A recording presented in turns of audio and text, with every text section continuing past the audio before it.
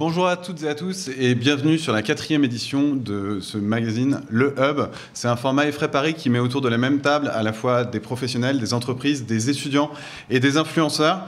Je suis très heureux de vous avoir pour une nouvelle émission. On est au sein de l'Innovation Lab Effray Paris. Après une première émission qui traitait de la cybersécurité, une seconde sur la e-santé et une troisième sur l'avionique et tout ce que ça intègre comme système embarqué propre au numérique. Vous pouvez revoir toutes ces vidéos juste ici.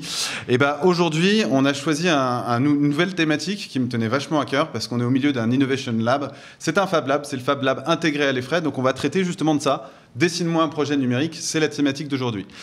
Avant de dérouler l'émission, vous connaissez le principe, hein, abonnez-vous. Je vois, on a un compteur juste derrière nos invités. 923 abonnés sur YouTube, c'est pas assez. N'hésitez pas, moi j'attends les 5000. Tant qu'il n'y a pas 5000, de toute façon, je dors pas. Et si ça se trouve, bref. On va y arriver.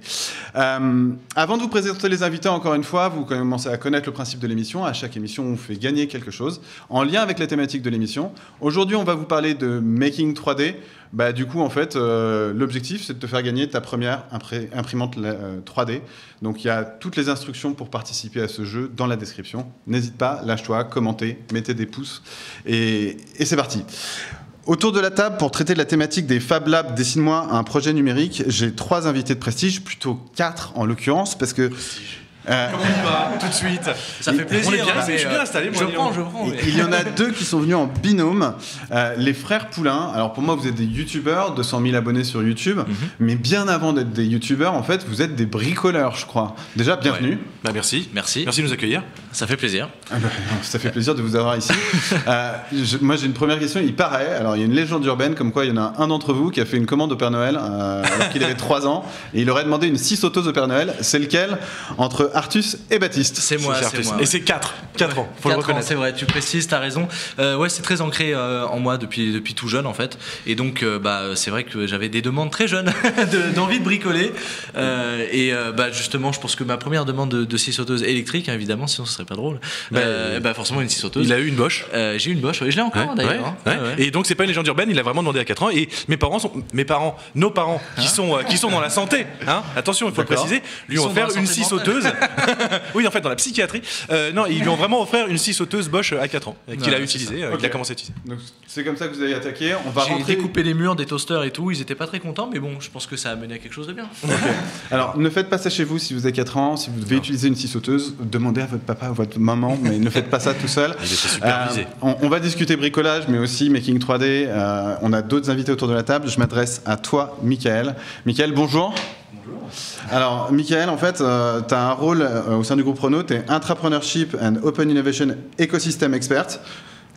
En gros, tu es Monsieur Fab Lab, si j'ai bien compris. C'est une des casquettes, oui. C'est-à-dire, j'ai monté en 2012 le premier Fab Lab interne au groupe. Donc oui, c'est quelque chose qui me suit depuis le début. Puis les activités se sont élargies. Réseau de Fab Lab interne, lab externe. Au travers d'une association qui s'appelle Fabenco, qui réunit les responsables de Lab Dino de grands groupes, des Fab Labs internes dans d'autres groupes. Et puis j'ai pris un petit peu de recul par rapport au côté opérationnel du lab depuis 2 ans, en ayant cette fonction d'expert. En gros, ça veut dire que j'ai la chance de pouvoir être un peu libre partout et pouvoir intervenir sur plein de projets. C'est cool. Alors tu présentes ça avec beaucoup d'humilité, mais j'ai quand même fait mes recherches. En 2016, il y a un site web, Industrie Techno, qui t'intégrait parmi les 50 personnalités qui font l'innovation tech en France. Donc, je sais pas si tu avais lu cet article, il est justement affiché. J'étais pas au courant, du coup. Monsieur Desmoulins. J'ai tutoyé facilement et tout, mais là, ça change. Je change d'avis. On vous avait dit qu'il y avait des invités de ouf, donc on continue sur la même lancée. Je me tourne vers toi, Florent Coton, tu es étudiant en L3 à Effray Paris, tu es impliqué dans la vie associative. Je tiens à remercier au passage Aïs Effray, avec qui tu bosses et qui nous a aidé à monter tout le contenu autour de cette émission. Pour cette association, tu es étudiant encadrant de l'Innovation Lab. Ça consiste en quoi le job d'un étudiant encadrant ? Le job des étudiants encadrants, c'est donc aider les étudiants qui ont besoin, les diriger vers les ressources qu'ils ont besoin et les aider en soi de A à Z pour un projet. Ok. Alors, présenté comme ça, en fait, c'est assez empirique. Et j'ai eu la même problématique. Enfin, moi, dans mon imaginaire, quand je préparais l'émission, je me disais, mais attends, en fait, un Fab Lab, c'est des imprimantes 3D, quoi. J'ai eu Michael au téléphone, j'ai eu le responsable de l'Innovation Lab Effray. Il me dit, non, mais stop, arrête. Il n'y a pas que ça. Comme d'habitude, moi j'y connais rien, donc j'ai fait un peu mes recherches, mais je vais vous poser la question, il y a quoi dans un Fab Lab en fait? C'est quoi le Fab Lab idéal en termes d'outils et en termes d'usage? Qu'est-ce qu'on y fait dans un Fab Lab? On en parlait un petit peu tout à l'heure avec Camille parce qu'on a eu l'occasion d'échanger un petit peu juste avant l'émission. Et en vrai, il a dit quelque chose qui est pour moi très pertinent. C'était ce que ça voulait dire en substance. C'est qu'en vrai, un Fab Lab, c'est avant tout ce que la personne veut y mettre. C'est-à-dire que moi, j'ai commencé en mode, un vrai Fab Lab, c'est un tournevis et une scie sauteuse. Après, il y a l'électronique, etc. Mais il était d'accord, je pense, tu le seras encore maintenant. C'est que, oui, un Fab Lab, il y a des impératifs qui permettent de débuter. Mais quand on parlait d'imprimante 3D, et là, c'est toi qui as dit ça et tu avais totalement raison, c'est que l'imprimante 3D n'est pas forcément l'outil numéro 1 du Fab Lab. C'est avec les outils du Fab Lab que tu vas fabriquer ton imprimante 3D. Et ça, c'est génial. Je trouve que ça résume en fait l'esprit Fab Lab et ce que tu dois mettre dedans. Et derrière les outils, après, il y a l'humain. Ça, c'est hyper important, je trouve. Ah oui, Alors, oui. Ça, c'est l'essentiel, en fait, le Fab Lab, humain et l'outil, partage. et le partage, la collaboration. Sinon, ça s'appelle un garage chez soi, c'est pas un Fab Lab. C'est un point qui est super important, effectivement. Souvent, on résume le Fab Lab aux outils. C'est pas un atelier en fait partagé. Ça pourrait être un atelier partagé, mais c'est pas le cas. Généralement, tu vas avoir 3 grosses dimensions sur un lab. Tu vas avoir la dimension outils, processus, méthode pour t'accompagner dans tes projets. Alors, de la scie sauteuse électrique à l'imprimante 3D. Mais tu as aussi 2 zones composantes. C'est la communauté. C'est qui sont les gens qui viennent dans le Fab Lab. Et c'est vraiment eux qui vont donner la teinte au lieu. Et puis après, il y a l'aspect architectural, le lieu, comment tu peux être accueilli, comment cet espace-là va jouer et t'aider à être créatif. Okay, t'es un peu en train de me spoiler sur le déroulé de l'émission. Je suis désolé. Parce que après l'angle, en gros, toute la techno qu'on pourrait mettre dans un Fab Lab, j'avais en tête, c'est quoi le bon mindset? Donc on va y arriver. Ça fait partie intégrante du Fab Lab. En revanche, toi, tu es encadrant au sein du Fab Lab Effray qui s'appelle l'Innovation Lab. Il y a quoi typiquement comme machines? Des machines qui font un peu rêver, qui font un peu papillonner les yeux? Qui font un peu rêver, je dirais donc les imprimantes 3D, qui maintenant on en retrouve bien de partout maintenant, mais on a aussi donc une découpeuse laser qui est franchement qui est moins accessible que les imprimantes, mais qui est tout aussi pratique pour faire des projets et réaliser des prototypes. En gros, c'est une scie sauteuse, mais avec un laser, quoi. Pour schématiser. C'est une scie sauteuse sur des axes et elle se déplace toute seule. C'est un mix en fait de plusieurs machines dans une seule. Mais ça veut dire que dans un Fab Lab, on pourrait imaginer de rajouter une CNC, tiens, une perceuse sur un axe, tiens, limite un chaudronnier pourrait intégrer un Fab Lab, en fait, si je comprends bien. Totalement. Puis je pense que le Fab Lab s'adapte aussi au projet de ses utilisateurs. Il peut y avoir des Fab Labs qui sont hyper à l'écoute du besoin en outils, en machines. Et du coup, ça peut être des achats qui peuvent être faits par le Fab Lab pour accompagner un projet qui est hyper intéressant d'un des collaborateurs du Fab Lab, d'un des adhérents, et du coup le Fab Lab s'équipe aussi en fonction des besoins de ses adhérents. Enfin, après ça dépend des politiques de Fab Lab, mais j'ai déjà vu ces engagements-là. Tu peux même être amené à faire tes propres outils. C'est ça. Ouais, alors ça en préparant l'émission, j'avais contacté Eliox, qui est une youtubeuse que vous devez connaître, elle n'a pas pu se libérer, mais elle a un tuto pour créer sa propre CNC en impression en 3D. J'ai trouvé ça complètement zinzin de se dire je vais utiliser des outils d'un Fab Lab pour créer des outils d'un Fab Lab. J'ai trouvé ça plutôt cool. Vous parlez tous de Fab Lab, Fab Lab, Fab Lab. Très clairement, moi je suis le Pékin moyen. Je trouve ça où un Fab Lab? Parce que là, à l'Effray, il y en a un. Dans le groupe Renault, il y en a plusieurs.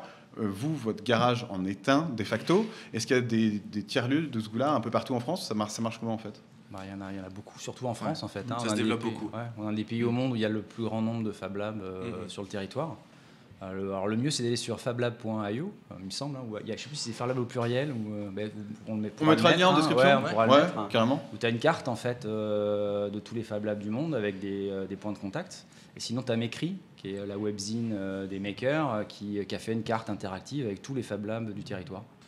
Ok, carrément. Après, il y a quand même d'expérience. On a, par exemple, avec Artus, on a toujours refusé l'étiquette de maker parce que justement, on se considère comme des personnes qui faisons des vidéos de divertissement sur YouTube. On est vidéastes avant tout, et on ne se revendique pas du mouvement maker. En revanche, vidéo de making. Voilà. En revanche, par contre, on a une petite expérience sur justement le monde maker, forcément, puisqu'on le côtoie, et on a visité des Fab Labs. On a été invité dans des Fab Labs. Et faut reconnaître aussi que tout ça, c'est en pleine effervescence, et donc forcément, il y a Fab Lab et Fab Lab. Tu peux te retrouver dans un Fab Lab où c'est quelqu'un qui a ouvert son garage, tu prends la clé, tu mets le digicode, et tu as une imprimante 3D et une scie sauteuse. Et il y a des Fab Labs, je pense il y en a plein d'autres. Ici, à l'Effray, vous avez pas mal de matos. À Paris aussi, le Carrefour Numérique, par exemple, pour ne pas le citer. Ils ont 3 découpeuses laser, par exemple. Voilà, il y a Fab Lab et Fab Lab, quoi. Puis ils ont une activité de médiation qui est vraiment bien. Exactement. Derrière, c'est la Cité de la Science, tout ça. On avait fait une super journée au Carrefour Numérique, vraiment une journée extra, parce que du coup, à un moment donné, il y avait toute une matinée où en fait, on était là en tant que les frères Poulain. En fait, on avait été invités avec des conférences, etc. Et l'après-midi, ils avaient laissé le Fab Lab ouvert. On était toujours invités au Fab Lab, on était toujours dans le Fab Lab. Et les familles ont commencé à venir avec les parents, avec les enfants. Et vraiment, ça m'a touché, ça a réveillé quelque chose en moi. Ça a réveillé sans doute la scie sauteuse quand j'avais 4 ans. C'était vraiment, j'ai vu des papas avec leurs filles qui arrivent, et c'était leurs filles qui voulaient absolument voir ce que c'était qu'un Fab Lab, et c'était leur père qui sont venus me voir et qui m'a dit bonjour, j'aimerais inscrire ma fille qui avait, je sais pas, 12-13 ans, et du coup je me suis dit ah ouais, il y a quelque chose comme ça, il y a les parents qui vont avec les enfants, il y a une émulation, on peut y aller, on peut demander, on peut poser la question, c'est libre, c'est ouvert, et ça m'avait vraiment touché à cœur. Donc la définition d'un Fab Lab, c'est un lieu un peu ouvert où en fait n'importe qui peut arriver avec un projet, et pas tant sur un truc très concret, c'est plutôt tiens, j'aimerais bien monter ça, qui peut m'aider en fait, c'est un peu ça l'idée. Alors, je dirais que c'est pas tout à fait ça. Alors déjà, Fab Lab, c'est bien d'expliquer que Fab Lab, c'est la Fabrication Laboratory, laboratoire de fabrication. Ça a été, même si ça existait avant, ça a été normalisé entre guillemets par la Fab Academy, qui est une institution aux États-Unis, là où vraiment le concept est né, a été formalisé. Et tu as des règles en fait qui vont définir le fonctionnement d'un Fab Lab. Et dans ces règles, tu as notamment l'ouverture au public. Donc c'est pas un objet qui est fermé, c'est un objet qui a pour vocation d'être ouvert au public, de faire de la médiation et de faire monter les gens en compétences. C'est pas un BE, c'est pas un bureau d'études. Les gens vont pas faire pour toi. Ça marche. Un makerspace du coup, qui lui peut être fermé. Un makerspace, ça peut être fermé, tu es plus dans l'excellence technique, voilà, c'est pas les mêmes outils non plus, c'est pas tout à fait la même chose. Mais c'est vrai que ce que tu dis, la notion de l'apprentissage et qu'il y ait des savoirs qui se transmettent, c'est hyper intéressant. Justement, open source, tout ça. Sur des vieilles machines, il y en a qui connaissent très très bien les machines, parce qu'elles ont un usage très particulier, et du coup il y a toujours quelqu'un qui est là, qui est le référent sur cette machine en Fab Lab, et qui va expliquer, qui va montrer comment ça fonctionne, qui va transmettre. Derrière, vous devenez petit à petit, au cours de l'utilisation de la machine, vous devenez vous-même un transmetteur du savoir de cette machine-là, etc. C'est un peu en ça quand on gratte un peu l'univers Fab Lab, et comme un idiot, moi je l'ai fait sur Google, il y a un mot-clé qui revient tout le temps, c'est tiers-lieu. Cette espèce de tiers-lieu, alors au sein des Frais Paris, nous c'est un tiers-lieu de l'enseignement, parce qu'on monte des ateliers, des groupes, tu as envie de faire un proto, tu viens voir Florent, mais selon vous c'est quoi justement parce que les Fab Labs, on en parle depuis quasi de temps en fait. En 1940, c'était déjà dans la littérature. Là, c'est dans Tintin, tu vois. Enfin, la photocopieuse 3D, c'est un truc qui a toujours fait fantasmer le truc. J'ai bien l'impression qu'on parle pas de ça en fait. Là, on parle réellement d'une autre typologie d'appréhender. Là, je suis incapable de parler. Tu viens de me renvoyer à la version animée, par contre pas la BD, chez mes grands-parents de cet épisode. Putain, c'est ouf. Tu sais, t'as des flashs comme ça dans la vie. Tu dis, ouah, mais cette scène-là m'avait marqué quand j'étais gamin. Je la regardais en cassette, mes grands-parents l'avaient enregistrée, et je me mettais cette scène en boucle. Et je me rappelle, la machine descend et elle fait des petits pancakes et il y a un petit son électronique derrière et tout. Oui. C'est génial. Et voilà. Direct, c'est Rastapopoulos qui s'en empare avec un dessin un peu maléfique en disant je vais devenir riche. Un peu on est bien d'accord qu'on n'est pas du tout dans cet esprit-là. En revanche, j'ai l'impression qu'il y a beaucoup d'énergie dans ce tiers-lieu. Et est-ce qu'il y a un mindset à avoir pour aller contacter un Fab Lab? Il faut avoir déjà un projet en tête. Est-ce qu'on peut y aller pour rencontrer des gens ou se former à des machines? Comment ça marche en fait? Je sais pas toi, d'un point de vue au sein d'un groupe, ils marchent comment les différents labs? Alors déjà, tu parlais de tiers-lieu. Je pense que c'est pas mal de revenir là-dessus. C'est un lieu qui est ni la maison ni le boulot. À l'origine, c'est Ray Oldenburg, un sociologue américain, qui a déposé cette définition-là. Et c'est vraiment cette notion d'un lieu de tiers où tu vas pouvoir être finalement, avoir une posture différente. Donc, tu parlais de posture. Donc, en entreprise, l'intérêt d'un lieu comme ça, c'est un endroit où tu vas pouvoir être en entreprise, mais être toi-même à 100%, en tant que citoyen, en tant qu'individu. Et ça, c'est un préalable hyper intéressant pour aller sur des démarches de créativité et d'innovation. Donc, tu vois, vu l'entreprise, il y a un intérêt très très fort à avoir un espace dans lequel il n'y a pas de hiérarchie, on se tutoie, et finalement, c'est la compétence et ce que tu peux amener qui va plutôt être ce qui va te distinguer des autres, plutôt que qui tu es dans l'entreprise, les barrettes que tu as. D'accord. Donc j'ai l'impression en fait il y a effectivement des outils, mais il y a beaucoup de rencontres autour de tout ça. Et j'ai une question rigolote. Est-ce que vous avez fait des rencontres un peu atypiques dans cet univers des Fab Labs ou des anecdotes un petit peu dingues qui définissent ce côté un peu lieu à part? On n'est pas les plus grands usagers des Fab Labs. D'accord. On les aime, on les connaît. Nous, de notre côté, d'une certaine manière, du coup, c'est pas un Fab Lab, on en parlait. On a notre petit Fab Lab à nous, c'est notre atelier. Ça pourrait devenir un Fab Lab un jour, ça serait bien. Mais du coup, on est moins familier avec. T'en parlais, tu vois, la rencontre entre un papa et sa gamine de 12 ans qui voulait comprendre un peu le truc. C'est un petit peu ça. J'imagine que tu as dû vivre des situations un peu équivalentes. Peut-être pas en entreprise avec une gamine de 12 ans. Si, en entreprise, si. C'est ça qui fait la richesse. On dit souvent que la richesse d'une entreprise, c'est les salariés. Mais là, tu le prends dans la gueule, en direct. Tu croises effectivement des gens exceptionnels qui se révèlent et que tu peux pas imaginer. Tu vas rencontrer un champion du monde d'avion en papier, ou un mec qui fait des cerfs-volants géants le week-end, ou un mec qui fait des monocycles et qui fait une boîte de vitesse pour monocycle à ses heures perdues. Tu rencontres des gens incroyables. Et en fait, c'est ça qui est intéressant. En l'occurrence, pour Renault, c'est quand même une boîte, tu as un niveau d'études et de salariés qui est très élevé, mais parfois tu ne vois pas toute la richesse des salariés. Ben là, c'est un endroit dans lequel ça se révèle. Et tu rencontres des gens, les gens qui sont attirés de toute façon par ces lieux-là et par ces logiques-là, sont souvent des gens très intéressants. Ok. Je me tourne vers toi parce qu'en fait, t'es pas que Alice et Fray côté lab, justement. Tu as aussi la cartouche Taverne du Troll. Moi, j'aimerais bien savoir qu'est-ce qui t'a poussé à pousser la porte de l'Innovation Lab la première fois. Et est-ce qu'il y a un pont entre ce que tu fais à l'Innovation Lab et ce que tu fais pour la Taverne du Troll? C'est une association qui fait des jeux de société, des jeux de rôle notamment. Et des jeux. C'était quoi en fait? Sur la cinquantaine d'associations qui ouais, sont sur la présentes à l'EFRAY, il en fallait bien. 47, c'est ça? Déjà, ma question, c'est est-ce qu'il y a des liens entre ces deux activités? Et qu'est-ce qui t'a poussé la première fois à passer la porte? Alors, moi, ce qui m'a poussé pour la première fois à rentrer dans le Fab Lab, c'est déjà que quand j'étais plus jeune, j'aimais bien construire des choses avec mes parents, enfin, surtout avec mon père. Donc, quand j'ai appris qu'il y en avait un dans l'école, j'y suis allé. C'est un peu logique, du coup. Et après, quand j'ai vu donc les associations qui étaient là-bas, qui créaient plein de choses, ça m'a encore plus intéressé. Donc c'est pour ça que je suis devenu encadrant.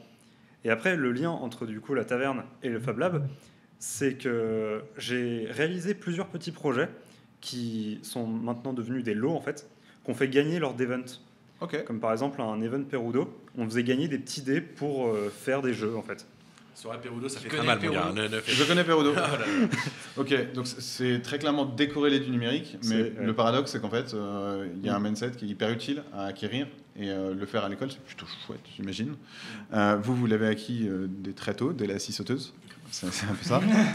Oui, et encore, on a commencé à l'acquérir parce qu'encore aujourd'hui, on a des milliards de choses à apprendre. On n'est pas à 10% de ce qu'on... Je veux dire, le jour où on pourra construire un Rafale, ok, mais on en est très très loin, tu vois. Spoil pas l'émission, on va y arriver, ok? On va y arriver calmement, hein, ok, Rafale. Okay? Mais je te suis. Et l'avionique, c'était la dernière émission. D'accord, si vous voulez la revoir, c'est par là. Bon, c'est un tunnel sans fin, vraiment, depuis qu'on a l'atelier, depuis qu'on a la chaîne. Et en plus, du coup, on commence à connaître les machines et on a la chance, avec ce qu'on fait, de recevoir des nouvelles machines, etc. On les apprend, il y a toujours des nouvelles machines avec les partenaires, etc. Ça s'arrête jamais. Et vraiment, depuis qu'on a la chaîne YouTube, chaque jour, j'ai encore plus hâte d'être le lendemain.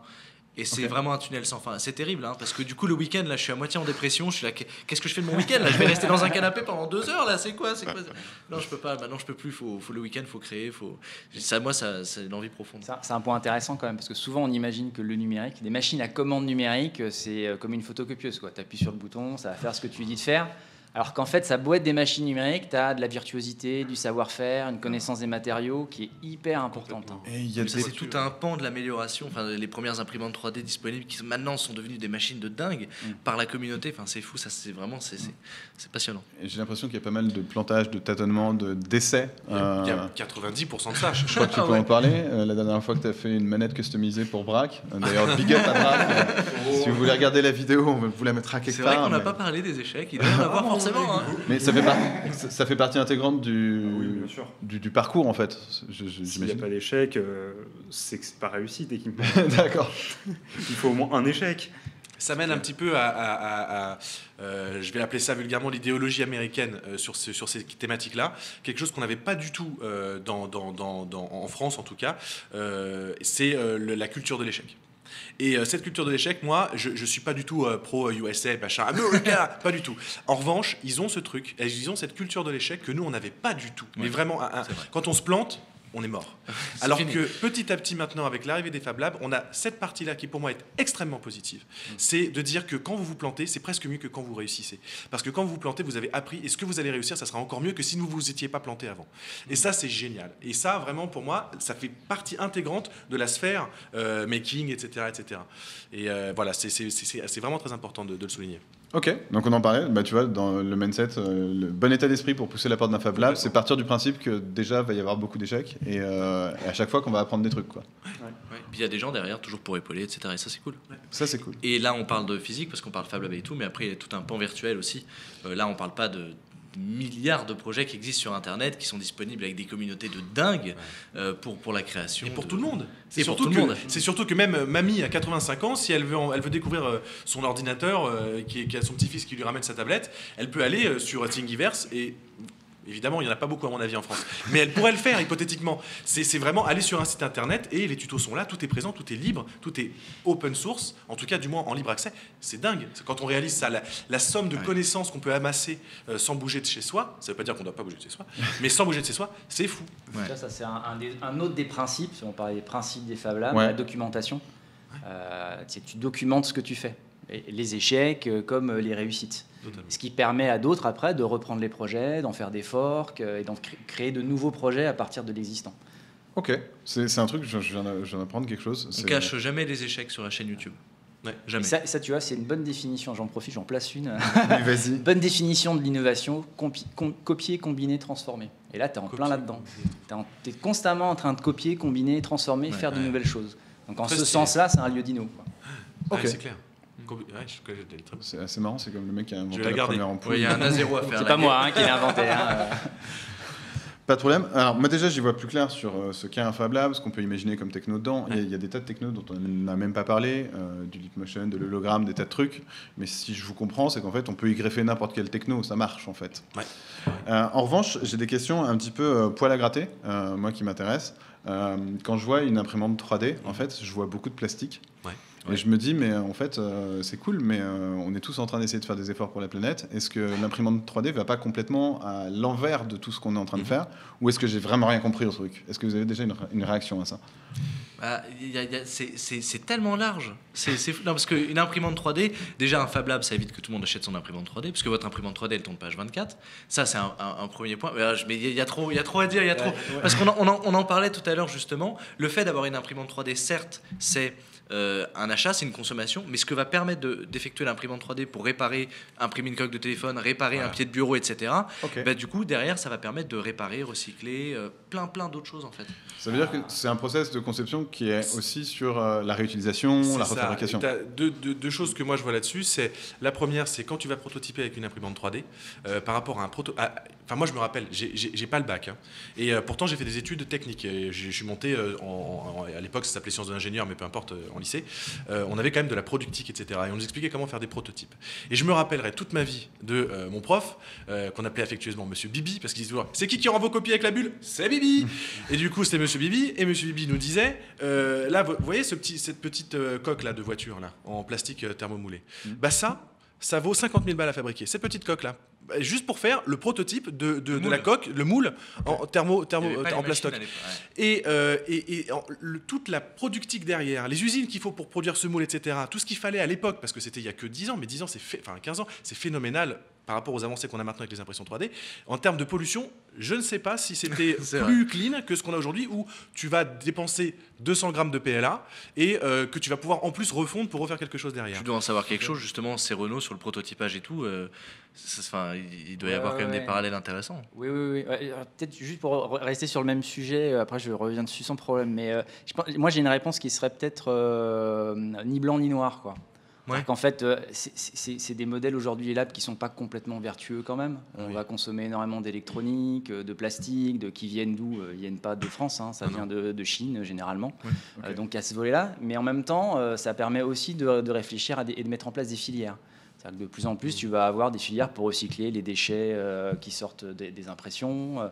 Il y a des matériaux du PETG recyclé, ou alors pour des grosses machines que tu ne vas pas retrouver dans un lab, mais du PA11 qui sont biosourcés, faits à partir d'huile de ricin, et que tu peux complètement recycler.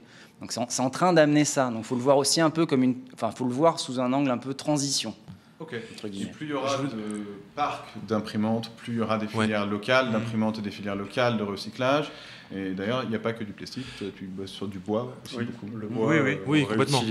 Oui, là on cite l'impression 3D parce que c'est plastique, c'est pétrochimie. Enfin, dans l'esprit des gens, c'est pétrochimie. Je me permets juste une chose, effectivement, pour te répondre.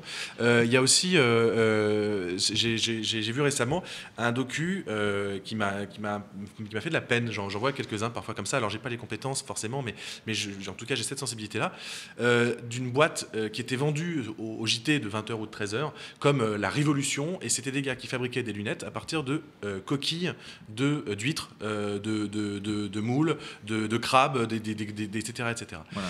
Et tout le monde vendait ça comme si c'était la révolution parce que ça permettait de faire des lunettes avec des produits biosourcés en récupérant les déchets d'huîtres des restos.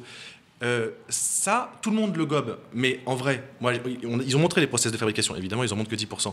Mais qu'est-ce qu'il faut pour coller les coquilles d'huîtres ensemble, de la résine époxy? Donc il faut arrêter à un moment aussi de créer des nouveaux matériaux révolutionnaires biosourcés. Si c'est pour foutre de l'époxy dedans, voilà, alors peut-être que tu vas me contredire, mais j'ai eu cette sensation-là où je me suis dit, quand même, là, j'ai l'impression quand même qu'on est en train de se fiche de moi. Est-ce qu'il vaut mieux pas un PLA qui est issu de la fécule de maïs, par exemple, en partie, qui consomme beaucoup d'eau, ou alors ceci étant dit, 50% d'huîtres, ce qui est très bien, mais 50% de résine époxy. Ça marche. Voilà. Il y a aussi toutes ces thématiques. Ce qui est intéressant, c'est que les labs, c'est les endroits où tu te poses ce genre de questions. Voilà. C'est ça qu'il faut retenir, je pense. Ça, j'aime bien. Et en revanche, est-ce qu'on en est déjà à un système industriel où, par exemple, tu vas donner à une machine l'ordre d'imprimer, je ne sais pas, une tasse, et elle va te dire, mais attends, je vais optimiser ton truc pour utiliser moins. Est-ce que ça existe déjà? C'est des mécaniques en place? Il y a des super logiciels, je pense que tu en parleras mieux que nous. Oui, c'est ce qu'on appelle l'optimisation. Enfin, souvent, il y a plein de types d'optimisation, mais pour ce qui va concerner la masse, souvent, tu as l'optimisation topologique, où tu vas donner un champ de contraintes, un volume, et effectivement, tu vas avoir des itérations qui sont réalisées par un logiciel et qui va te permettre de créer une forme qui va être très organique, un peu comme si c'était quelque chose qui avait poussé naturellement dans la nature, qui va être très optimisé en termes de poids et de matière, du coup. Les panneaux alors là, du coup, c'est à prendre avec des pincettes parce que je vais pas avoir les termes exacts, etc., la société exacte, mais sur les fusées américaines de la NASA, ils ont développé justement ils avaient des panneaux, ils devaient faire des panneaux les plus solides et tout, ils se sont inspirés justement en biomimétisme, etc., pour avoir un schéma de contraintes dans les panneaux, pour que du coup le panneau soit très léger et très extrêmement plus résistant tout en étant plus léger, plutôt que on aurait tendance à mettre il faut mettre beaucoup d'épaisseur, beaucoup de maintenant en fait non pas. Il y a un rapport flexibilité, contrainte latérale, etc. Et finalement ce remplissage là, c'est le remplissage que vous retrouvez dans Prusa Slicer, c'est le remplissage gyroïde. Et ça a servi, et aujourd'hui quand on remplit en 3D avec le gyroïde, c'est des études de la NASA pour étudier les panneaux de fusée ou qui vont subir des grandes contraintes. Exactement. Et pour terminer sur juste pour Prusa Slicer, justement, faut s'arrêter là, on va se faire engueuler.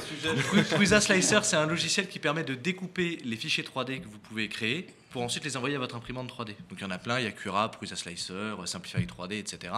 Et donc Prusa Slicer, c'est un projet open source, donc vous avez accès à toutes les sources, vous pouvez l'améliorer vous-même, vous pouvez faire ce qu'on appelle des forks ou des commits sur le site internet qui permet de le faire, donc vous l'améliorez, ensuite ils sont acceptés ou non par la communauté, et une des dernières mises à jour de Prusa Slicer, c'est le remplissage dynamique. Donc il faut se dire que quand vous voulez faire un cube de 10 par 10 par 10, vous avez le choix de faire 4 murs qui font le tour et ça se remplit sur le dessus, ou alors vous voulez un cube plus dense, plus dur, vous allez le remplir à 10%, 20% de remplissage, etc.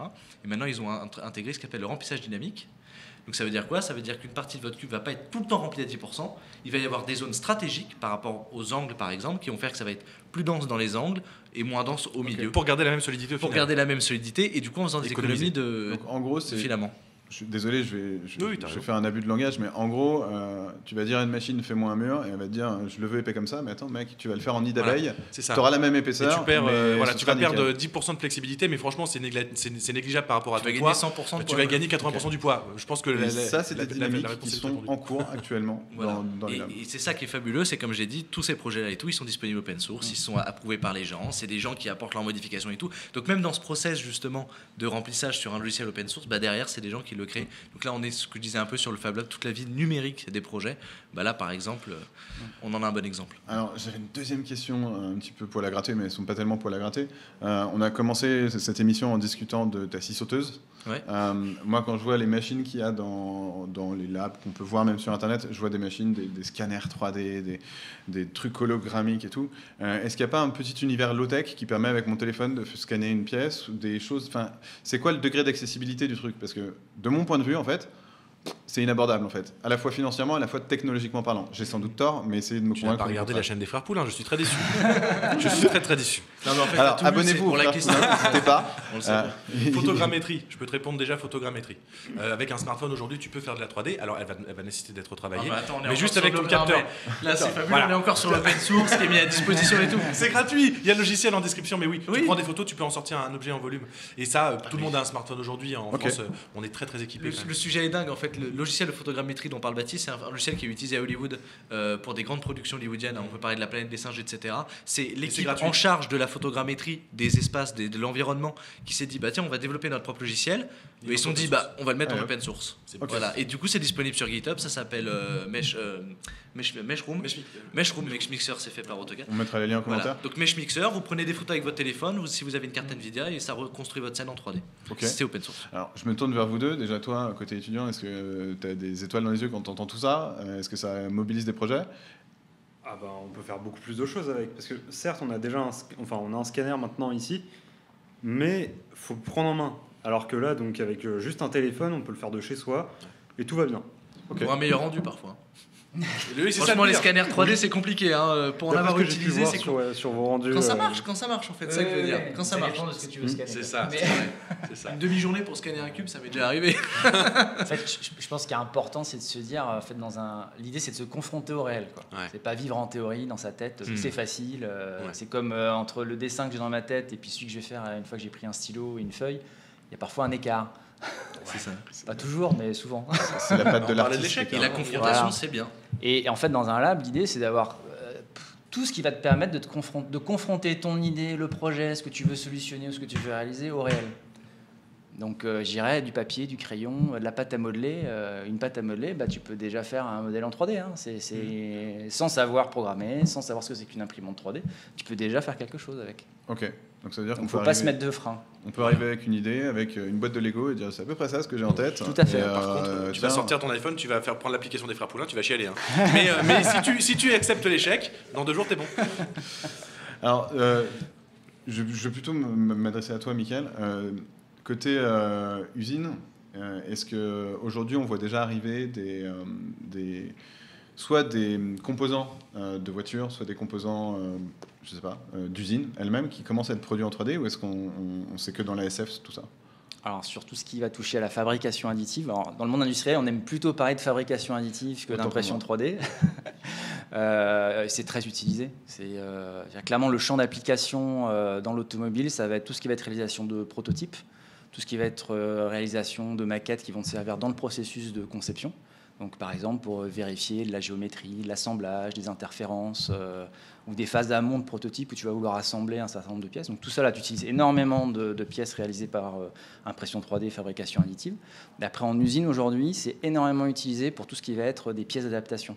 Tu as constamment besoin de faire des pièces, en fait, pour des outils, pour de la maintenance. Et donc, par exemple, chez Renault, on retrouve rien qu'en France une quinzaine de ce qu'on appelle des ad labs, donc vraiment des lieux dédiés à la fabrication additive avec des référents et tout un panel de pièces qui sont à disposition. Donc c'est extrêmement utilisé. Après, Une simple petite question, j'ai entendu, Arthur, excuse-moi, désolé. Non, je t'en prie, bah non, vas-y. Tu utilises beaucoup des techniques SLS, du coup, toi, C'est ça j'imagine. on dirait qu'on Bah, est frères. Arrête alors si on parle de technique, il y a énormément de technologies d'impression 3D. En gros, si on regarde ça un peu d'avion, les deux qu'on aime bien pour l'instant, nous, ça va être sur tout ce qui va être polymère, ça va être du FDM, donc du dépôt de fil, ce que vous connaissez. Hein, Ouais, c'est ce que tout le monde utilise. Voilà, la dépôt. La petite poussette. tête qui bouge. Voilà, très bien. Et puis ça va être tout ce qui va être multijet, les ou HP. polyjet, notamment les HP. Alors il n'y a pas Stylé. qu'HP, T'en es il y a content Ricoh et Stratasys, comme ça Ouais, on fait de mais- la pub pour tout le monde. HP, ils ont des très très belles machines. Ouais, ils ont l'air bien, hein, moi ça me donne envie. La technologie a l'air super cool. Enfin, ça donne envie, On fait ça pas donne de envie quand on gagne au placement loto. produit Mais, Non, mais on coupe les caméras. Donc le multijet, on en parle. Parce qu'on coupe les caméras et éviter de taper sur les tables. Ah oui, d'accord. Ah oui, il n'y a pas d'amortissement. Désolé. Donc, grosso modo, c'est souvent ça qu'on utilise. Après, pour tout ce qui va être du maquettage ou des choses très précises, on va utiliser des principes d'impression à base de résine. Ouais. Mais là, tu es souvent sur des choses qui sont un peu pénibles à nettoyer. Ah, c'est il y a terrible. des Nous, on a histoires rendu- HSE, on a rendu les machines. Ouais. C'est Je l'enfer. peux le comprendre. Par contre, les résultats je sont trouve sublimes quelqu'un pour qui le nous comprend, prototypage. c'est rare. Tout le monde nous dit Alors, ouais, la résine c'est beaucoup plus beau, c'est beaucoup mieux. Non, mais c'est très compliqué. Justement, quelqu'un Vous avez un qui vrai comprend. professionnel là qui vous dit vous avez raison. Là, moi, vous m'avez lâché à SLR.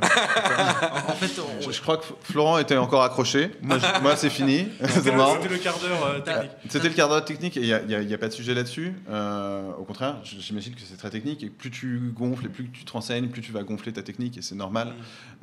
c'est pour ça que tu avais raison, justement, du coup, pour simplifier le truc, tu parlais d'additifs. Justement, en fait, SLA, FDM, SLS, c'est 3 technologies qui marchent en additif.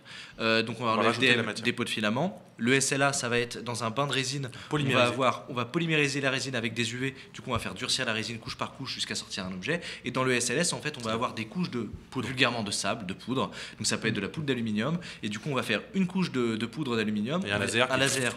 Fait fondre l'aluminium, une couche. Okay. Et justement, c'est pour ça qu'on s'étonne un peu justement que c'est du SLA. Moi, chez Renault, j'aurais plutôt dit du SLS parce que du coup, avec des technologies SLS, on peut faire des carters de moteur. Pour faire un on piston peut et un faire des cylindre, hauteurs, c'est des plus pistons. solide que du plastique. Alors, Voilà. Alors, il y a des technologies qui allient FDM et SLS, du coup aussi. Après, le problème, c'est une histoire surtout pour une industrie de grande série, comme l'automobile, c'est les coûts. Ouais. En fait, c'est Bah qu'aujourd'hui, on commence à avoir. C'est un élément qui peut être intéressant pour avoir les ordres de grandeur. Pour tout ce qui est polymère, on commence à avoir ce qu'on appelle des points de bascule. C'est-à-dire entre de l'injection grande série et donc l'investissement dans un outillage et la réalisation des pièces et la réalisation par fabrication additive, par impression 3D, à partir de 3000 pièces par an, puisque ça commence à être intéressant de regarder la fabrication additive. D'accord. Ok. Sinon, ça coûte trop super cher. intéressant. Ah oui, donc il y a C'est pas rentable. Tu dis que ça veut dire que potentiellement il y a vraiment des perspectives industrielles, Oui. donc pas simplement de prototypage, Oui, additifs. tout à fait. C'est le cas dans d'autres industries. C'est en train d'arriver dans l'industrie automobile. Ouais, ce que j'ai vu sur les baskets. mais Clairement, c'est- tout ce qui est supercar, il y a déjà énormément de choses qui sont réalisées par fabrication Ok, ça, additive c'est et c'est en train de redescendre la chaîne de valeur énorme. vers des voitures généralistes. Mais on est encore loin Ouais. d'être Mais ça arrive, quoi. compétitif avec l'injection.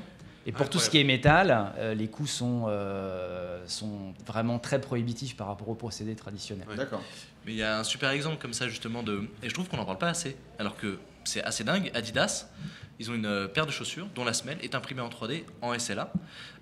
Donc souvent c'est des éditions, Résine évidemment molle. il n'y a pas des milliers de stocks et tout, mais ils les vendent, on peut les trouver. Et ce qui est incroyable, c'est qu'en plus du coup là ça amène d'autres sujets qui sont hyper intéressants. C'est qu'Adidas a réussi à créer, en analysant la pression sur les pieds, etc., une semelle qui n'est pas réalisable, en traditionnel. injection classique. Donc avec l'impression 3D, Adidas actuellement ils font des chaussures qui sont les seules qui peuvent maintenir votre pied, votre voûte plantaire D'une certaine façon. parce que du coup c'est des textures 3D qui ne peuvent être réalisées que en SLA, donc en dépôt de résine pour des semelles de chaussures Adidas. Et ce qui est assez cool, c'est qu'en plus, elle pourrait être produite près de chez toi, dans le Fab Lab à côté de chez toi, plutôt que de traverser C'est toute possible. la planète. Alors là, ils ont Si développé Adidas carrément mettait en open source leur semelle, ça serait bien, mais ils le font pas. développé leur Petit propre appel à machine en plus. Adidas. Ce qu'ils ont aussi livre- en plus, c'est la partie textile sur le dessus et Ah ouais tissée en 3D. C'est pas vrai. C'est des chaussons en fait. Moi, je savais même pas. Tissés d'un seul tenant. Génial. Je pense que c'est pas. Passionnant. Ouais, c'est génial. Ouais. C'est fou. Et du Ça coup, arrive. ils ont une usine, il faut voir la vidéo, c'est disponible sur YouTube. Ils ont une usine, c'est Carbon 3D, je crois qu'ils font leurs imprimantes. Extrêmement rapide en résine, 30 minutes pour faire une semelle. Et c'est 2000 mètres carrés que d'imprimantes résine, toutes hyper optimisées pour imprimer des semelles. Ils appuient sur un bouton, elles démarrent tout en même temps. 30 minutes après, il y a les semelles qui sortent. Très rapide pour la petite histoire, c'est le SLA, c'est de la résine, on a l'impression que c'est froid, mais en fait ça chauffe énormément à cause de la polymérisation. Et c'est Et pour pour ça aller que c'est vite, ils sont obligés de watercooler leur machine. Donc en fait, c'est des machines spéciales qui envoient de l'eau fraîche en dessous Ok. pour faire polymériser la résine, sinon tout prendrait feu. Voilà, c'est tout ce que j'avais à dire. Voilà, Merci. fin de parenthèse, mais on est dans un monde tellement futuriste en fait. Réaction exothermique de la résine. Ne mettez pas trop de résine époxy, sinon ça chauffe. On Alors. a fait les frais sur la chaîne. on va. On des moules. Désolé, mais on va sortir un petit peu de la technique et atterrir un petit peu plus sur le plancher grand public.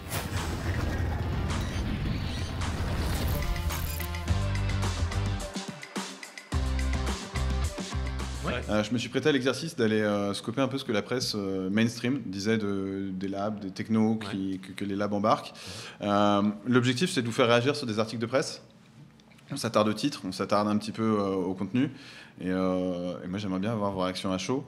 Le premier, c'est ZDNet. On est vraiment dans du grand public. Quoi de neuf pour l'industrie du scan 3D en 2021 ?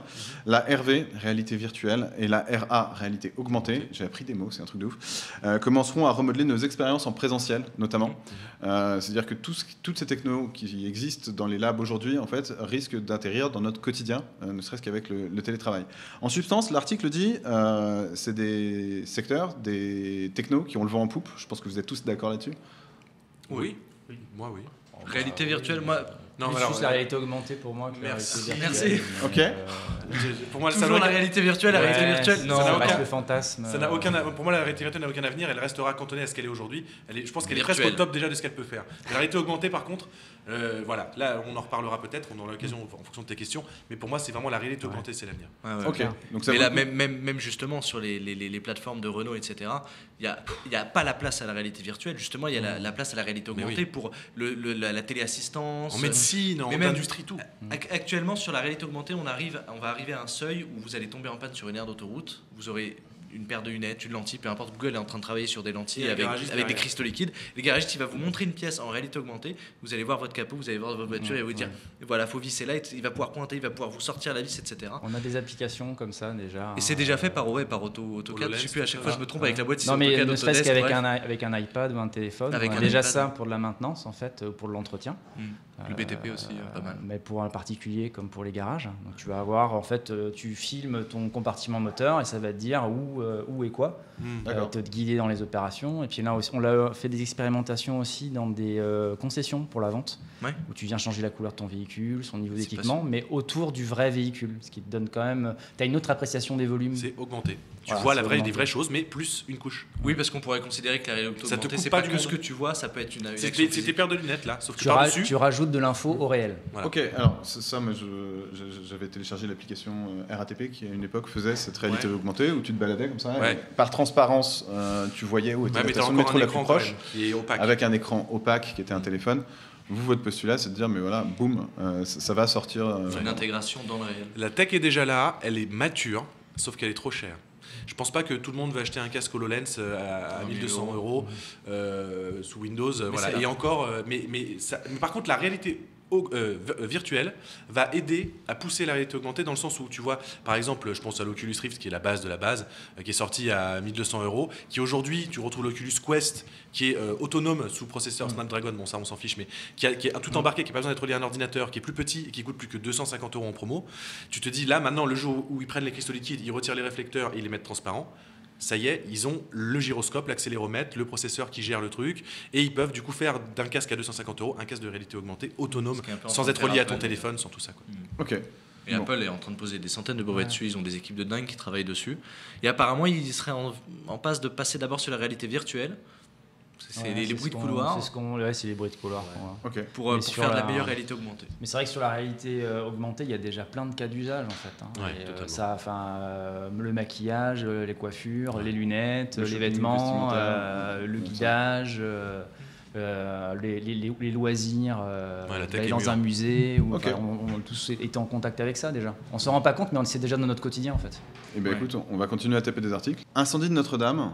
Les architectes font appel à la 3D pour reconstruire la cathédrale. On est bien loin de l'impression 3D en fait. En gros, ils ont fait appel à toutes les technos et à tous les gens qui ont scanné Notre-Dame de Paris, à commencer par Ubisoft, ils l'ont fait pour Assassin's Creed. Et ils se sont rendus compte, d'une part, qu'il y avait plein de technos agrégées différentes, parce que le scanner utilisé par Ubisoft n'était pas le même que celui utilisé par un photographe. Moi, je trouve ça genre juste une dinguerie, en fait. Que ces technos issus des labs, issus de l'open source, issus de tout ça, commencent à servir un bien commun culturel. En fait, quand tu avais 4 ans avec ta scie sauteuse, est-ce que tu percutais que ça pourrait avoir cet impact? Pas du tout. Mais en fait, j'ai l'impression que c'est quelque chose dans lequel on peut tellement facilement se laisser bercer en fait. Donc je sais pas si je suis vraiment dans cette mesure de l'impact, etc. J'ai l'impression que maintenant ça découle naturellement. Maintenant à force de côtoyer toutes ces technologies, toutes ces choses-là, j'ai maintenant l'impression quand je vois des articles comme ça, naturellement il vient se poser la question de comment ça va être dans le futur, etc. Puis à force d'être dedans, c'est vrai que ça me percute moins. Par contre c'est beaucoup plus avec un peu plus de sensibilité que je lis ces articles-là, que je les vois et que j'essaie de les comprendre, de voir comment ça va se passer dans le futur. Pour le coup, c'est plus moi qui l'aurais vu venir à 8 ans avec mon 486. Voilà, c'est un ordinateur. Mais Mais voilà, c'est-à-dire que lui, il a la scie sauteuse, moi j'avais le 486. Baptiste, lui, il a été pour le coup pas mal visionnaire sur l'informatique. Ouais. Papa, mais bon, ouais, j'avais accès à un 486 et un Apple. Mais quand tu vois que Bill Gates disait qu'il fallait pas plus de 192 kilo-octets de RAM. 64 kilo-octets de RAM, je crois. 64, ouais. voilà. Et Baptiste, là-dessus, en informatique, a toujours dosé. Et ouais, c'est plus moi qui avait cette vision-là du futur et qui l'ai plus vite modélisé dans ma tête, parce qu'en plus, de base, je suis vraiment un fou de science-fiction, donc forcément, il y a les cultures de l'imaginaire derrière, il y a tout ça, et plus la passion pour la tech, forcément, j'ai très vite compris ce qui était en science-fiction, qui allait vraiment devenir quelque chose. Et j'ai, pour le coup, alors là, moi je vais m'envoyer une fleur, mais pour le coup, ça, c'est vraiment, à chaque fois, je me plante pas. C'est pour l'instant, je me suis jamais vraiment planté. Les seuls domaines dans lesquels je me suis planté, c'est dans le domaine des consoles. À chaque fois, j'achète la mauvaise console. J'ai eu une Sega Saturn, une Dreamcast. Mais ça reste les meilleures consoles. Oui, désolé, hein, mais voilà. Cite les frères Poulain, le jour où on fera un hub sur le gaming, on vous invitera pas. En fait. Mais ouais, c'est fou. Je vous vois un peu circonspect de ce côté-là. Vous avez trouvé que c'était une dinguerie quand les mecs se sont dit, mais en fait, on a besoin de reconstruire Notre-Dame et on n'a pas de plan réel. Disons que moi, je trouve ça génial. C'est quelque chose qui existe beaucoup, c'est ce qu'on appelle les jumeaux numériques. C'est énormément utilisé dans l'industrie. Avoir un jumeau numérique d'installation physique. On va bientôt l'avoir pour notre corps, pour de l'habillement. Amazon travaille là-dessus. Un scan complet de ton corps et tu vas pouvoir acheter des vêtements qui seront bien adaptés à ta morphologie et voire même la même chose pour la médecine. Donc je trouve ça génial que ça puisse servir un bien commun et un projet comme la restauration de Notre-Dame. Cool. Sachant que c'est quand même pareil, on a un ami qui est chez Ubi qui nous a dit, on lui en a parlé de cette histoire quand c'est arrivé, il nous a dit, les gars, il y a la presse et il y a ce que nous on vit chez Ubi. En vrai, pardon, je tape sur le... ça a été très très compliqué, on en a fait quelque chose, c'est formidable, il y a eu vraiment, on parlait tout à l'heure d'émulation, etc. Il y a eu un syncrétisme de plein de sociétés, d'ailleurs c'est de la photogrammétrie, on en parlait tout à l'heure, oui. C'est de la photogrammétrie et ce qu'ils ont fait chez Ubisoft pour Notre-Dame, mais en réalité, ça leur a servi à avoir une idée, mais ils ont très vite jeté les textures, etc. Ça n'a servi à rien. C'est-à-dire que par contre, oui, il y a eu un appel, il y a eu une proposition. C'est pas allé jusque-là. Après, il y a les vrais professionnels qui sont arrivés. Entre guillemets, vrais professionnels, c'est pas dire qu'Ubi est un vrai professionnel, mais ils font des jeux vidéo avant tout. Et voilà. Oui, quand ils ont scanné, ils allaient pas s'amuser à avoir des terras et des terras et même des pétabytes de données juste pour Assassin's Creed. Ils se sont contentés de prendre ce qu'ils avaient besoin en fait. Okay. Alors que pour le coup, après, il y a d'autres personnes qui ont fait des scans justement au laser, etc. Si je me trompe pas. Et il y a même des gens qui ont été capables d'agréger des photos récupérées sur l'ensemble des réseaux sociaux pour compléter ces modèles-là. La photogrammétrie, et pour dire en fait, moi je développe l'algo, je développe pas le scan. Et donc bref, moi, je suis désolé de lancer le débat, mais il faut bien qu'on en parle une fois au moins. Faut-il craindre les armes imprimées en 3D? C'est sur 3D natif, c'est assez récent comme article. Ouais. Est-ce que c'est un peu... Enfin, pour moi, c'est un peu l'arbre qui cache la forêt. Faut-il craindre les armes, en fait? Est-ce que c'est des sujets sur lesquels vous avez déjà des craintes ou auxquels vous avez déjà été... Pas vraiment. À Ikea, il y a des couteaux de cuisine. Hein. Voilà. On est bien d'accord. C'est ce que j'allais dire. Ouais. Après, un couteau de cuisine, pour l'envoyer à 200 mètres, c'est plus difficile. Bien sûr, mais il faut trouver la balle aussi. La balle n'est pas imprimée en 3D. Donc déjà, il faut se fournir en balles, etc. On ne peut pas acheter des balles comme ça dans le commerce. Donc il y a une espèce de fantasme populaire autour de ce truc-là qui est aussi un peu alimenté. Il faut être sensibilisé. Pour moi, il y a vraiment quelque chose. De là, le craindre dans l'immédiat. Aux États-Unis, j'aurais plus la trouille. En France, pour l'instant, voilà, je me dis, on est relativement protégé par une certaine législation, sachant qu'on ne le soupçonne pas, mais en France, on est très très armé.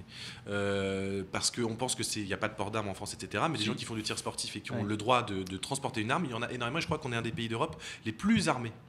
Par particulier. Entre les fusils de chasse, les gens qui ont des armes, on a une famille, culture etc. de la chasse aussi. On a une culture de l'arme en France dont on n'en parle pas, mais en vrai, on a de la chance d'avoir aussi peu d'événements tels que ceux que peuvent connaître les États-Unis en France. Après, du coup, aux États-Unis, imprimer une arme alors qu'on peut l'acheter au drugstore, c'est ça. Et en France, trouver la munition.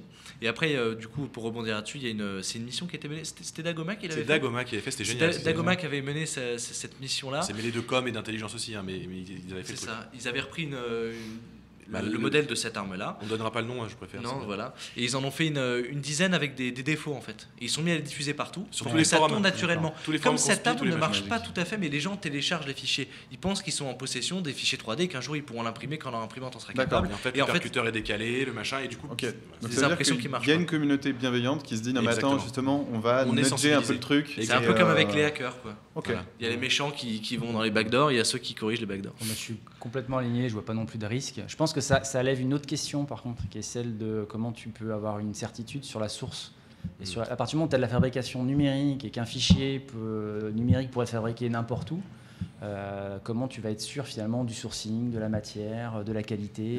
Ça peut lever ces questions-là plutôt, je pense. En même temps, si tu l'as imprimé et que tu t'en sers, si ça te pète dans la main, Je- Généralement, c'est pas pour avoir une très bonne intention que tu l'imprimes. Non, donc, mais je pensais plutôt à d'autres applications. Tu vois, si tu avais une pièce auto qui était réalisée, mais qui n'est pas conforme, qui n'est pas validée, comme les fameux capots qui sont. Je me rappellerai toute ma vie de ces images d'un docu où ils parlaient des pièces de. Ouais. C'était des Renault, mais c'était en. Je sais pas, ça devait être en 99 ou en 2000 que j'ai vu ce docu. Des mecs qui commençaient à faire importer des pièces d'autres pays européens ou asiatiques. Des Des copies de capots. Et donc, ils font le crash test. Tu vois le crash test de la petite Clio. Il y a absorption de choc, le truc d'enfer. Je veux pas faire. C'est l'ingénierie française au cordeau, tu vois.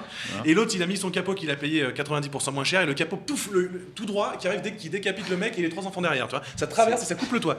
Et tu te dis, je vais peut-être pas acheter mon capot d'occasion. Méfiez-vous des sources de tout objet imprimé en 3D. Il y a peut-être des sources plus crédibles que d'autres. On fera une espèce de liste des sources utiles, si vous le voulez. Ça, mais après, on n'en a pas parlé, mais ça aussi, et ça revient aussi quand on parlait des textures et des remplissages, etc. Maintenant, il y a des logiciels de calcul, justement, qui évitent de tout le temps reproduire dans le réel et toujours être dans l'échec tout le temps réel. On peut avoir de l'échec virtuel aussi. Je pense par exemple à Fusion 360 qui est hyper utilisé parce qu'il a été mis de manière gratuite, pas gratuite. Une licence d'un an gratuite, gratuite. une licence d'un an, mais qui est renouvelable si vous êtes particulier. Mais en fait, si vous dites que vous êtes un maker, un étudiant, on vous le donne à vie. Bref. Ok. Et du coup, dedans, il y a par exemple des calculs, des simulations de fluides, etc., qui peuvent être effectués. Et du coup, on peut tester aussi en amont plein de choses Ça dans marche. des logiciels Avant même de passer par l'étape j'imprime, on Ouais. peut imaginer simuler tout ça. Voilà. Pour apporter une petite note. Je vais vous passer 3 articles. On va faire 3 en 1. France 3 Bretagne. Ça se passe dans. C'est ta façon de dire qu'on parle trop, c'est ça? Pardon? Quand tu dis 3 en 1, c'est ta façon de dire qu'on parle trop, c'est ça? Il faut qu'on Non. aille plus doucement dans Absolument l'argumentaire. pas. En fait, c'est pour vous orienter sur un sujet. On a un. Tu m'as complètement interrompu, dis donc. Non, j'ai vu quelqu'un passer, j'ai vu que ça t'avait perturbé, donc Mais du coup dis j'ai donc, fait. Allez, je vais lancer un petit truc. j'ai ça, perdu c'est dans le l'effet fil. dynamique. Alors, dans les Côtes d'Armor, on a un lab qui accueille en fait des personnes en situation de handicap. Là, je vous ai mis l'exemple d'un truc tout bête, imprimé en 3D. C'est un porte-yaourt pour les enfants qui ont des difficultés. C'est du fait du sur-mesure. Et le responsable du lab dit, mais en fait, on fait que du sur-mesure. Ça va de la poignée de frein sur un fauteuil roulant parce que le gamin, il n'arrive pas à y accéder. Donc ça, c'est le premier article sur lequel j'aimerais bien vous voir réagir. En parallèle, on a l'armée américaine. Alors, eux, ils sont en mode... ils ont développé des imprimantes 3D portatives. Ça fait 1 mètre par 1 mètre par 1 mètre. Ça fait 150 kilos. Il y a 4 bus d'impression. Tu vas retrouver une C'est buse les à lui, Américains, quoi. une buse biologique et une buse plastique. En gros, pour schématiser, ça peut imprimer un bistouri comme ça peut imprimer une vertèbre. C'est un truc de zinzin. On y arrive. Hein. Le Graal pour les chercheurs, la production de cellules. Et le troisième article sur lequel j'aimerais bien vous envoyer, c'est celui-là. Un chirurgien combine l'impression 3D et la réalité augmentée pour opérer une fracture du plancher orbitaire. Petite précision quand même sur cet article, qui date de 2021. Ça s'est passé en Israël. C'est pas une nouveauté, puisque c'est quelque chose qui est déjà en France depuis 2017, mais c'est une techno qui est en train de mûrir. Ma question que j'ai envie de vous poser, c'est la suivante, avec notamment le premier confinement Covid, les visières, etc. Est-ce que réellement la médecine s'approprie ce terrain-là parce que d'une manière évidente ou est-ce que c'est un coup de projecteur qui est en lumière et est-ce qu'il y a d'autres secteurs qui sont gourmands en techno développés dans les Fab Labs? Moi, je trouve ça, je trouve ça hyper important, je trouve ça génial et je trouve que ça dessert un bien commun que je trouve hyper... Enfin, j'ai même pas de mots pour les dire. On en parlait justement tout à l'heure, etc. On a un abonné handicapé qui nous a écrit il y a pas longtemps et qui nous a dit est-ce que je pourrais faire un détecteur de chute, etc. avec un gyroscope, parce qu'on parle beaucoup d'impression 3D, etc. Là même dans ces articles, on parle d'impression 3D, mais on peut aussi imaginer des microcontrôleurs qui sont accessibles à tous avec des gyroscopes. Et on en parlait il y a pas si longtemps dans une vidéo et dans un live avec Baptiste. En plus, maintenant, il y a des technologies de dingue qui se font d'intelligence artificielle pour détecter les chutes et pas juste détecter un mouvement brusque, etc. Il y a vraiment des choses folles qui sont en train d'être faites dans ce domaine-là, qui ne sont pas que de l'impression 3D, donc qui peuvent vraiment accompagner et épauler l'homme au quotidien, pas forcément faire des armes bioniques, faire des Terminators, quoi. Ça peut être aussi soulager une famille qui est dans le besoin, etc. Enfin, il y a vraiment, c'est un domaine hyper large quand même, encore une fois. Ce qui est intéressant, c'est vrai qu'il n'y a pas toujours des réponses sur le marché. Parce que pour qu'il y ait des réponses sur le marché, il faut qu'il y ait un marché. Et parfois, tu as des besoins comme ça qui sont très, très micro. il y a peu de gens qui sont concernés. Donc là, ça te permet de répondre à des besoins de biens de consommation qui ne seront pas produits en masse par des industriels parce qu'il n'y a pas de marché, il n'y a pas de raison financière pour s'y engager. Donc c'est vrai que moi je trouve ça intéressant. Ça permet maintenant de là à ce que ça se développe dans le grand public, ça pourrait être une question qu'on se pose. Moi j'y crois moyennement. Par contre c'est vrai que dans la médecine, tu poses la question. De fait, c'est le cas.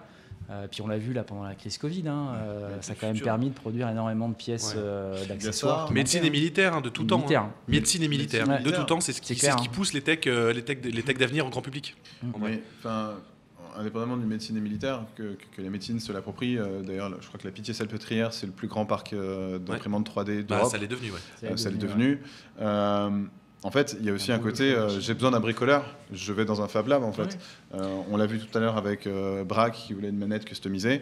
Ça pourrait être une manette tout à fait pour un enfant ou une personne à qui il manque un doigt. On pourrait imaginer ce genre de choses. Avec de la photogrammétrie des mains. Et les coûts. Exactement. Il y a une valeur, il y a aussi un enseignement, j'ai envie de dire vulgairement capitaliste là-dedans aussi.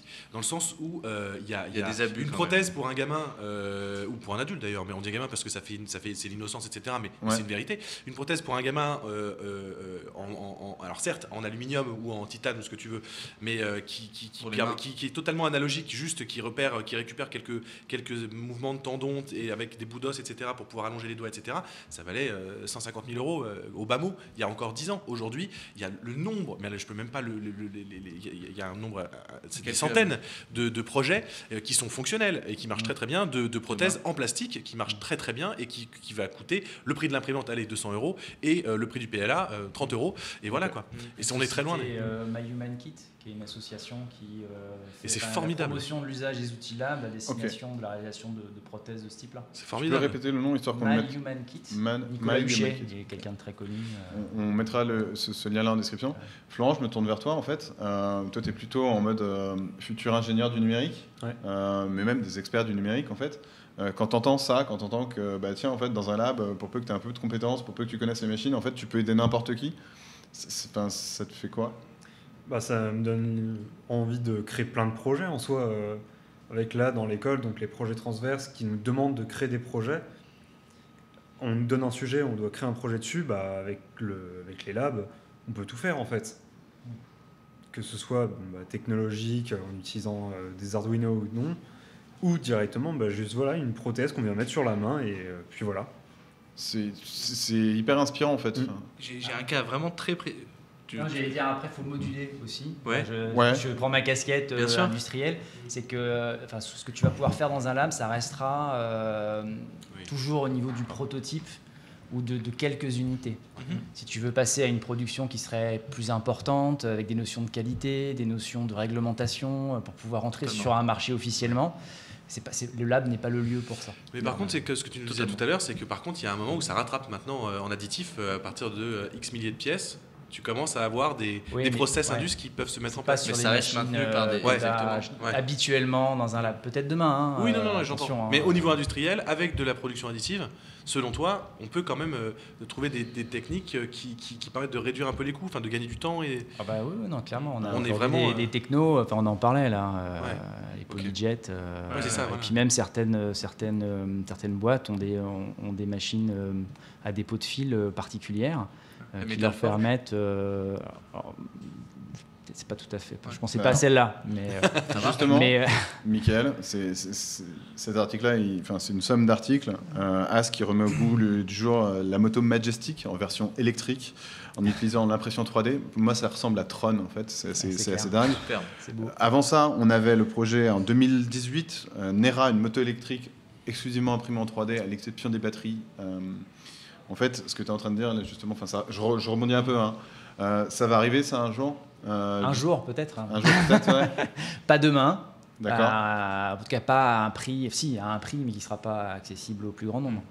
La Seizinger, on peut mentionner la Seizinger, tu pourras peut-être mettre des images là-dessus.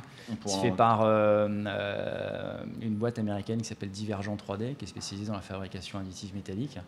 Et mix métal composite. Ils ont une supercar qui est quasiment exclusivement faite par fabrication additive. Mais bon, le prix est indécent. Voilà.